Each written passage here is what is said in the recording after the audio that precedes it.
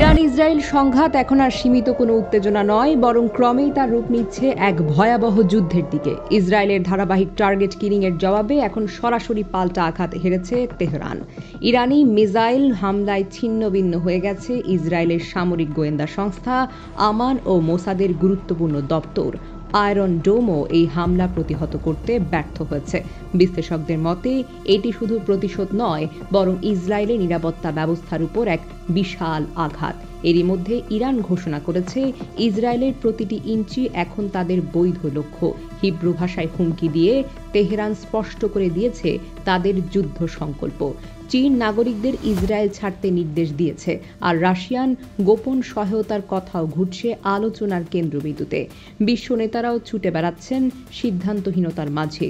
G7 সম্মেলন অসমাপ্ত রেখেই দেশে ফিরলেন মার্কিন প্রেসিডেন্ট ডোনাল্ড ট্রাম্প। মধ্যপ্রাচ্যের দিকে এগোচ্ছে দক্ষিণ চীন সাগর থেকে মার্কিন নৌবহর।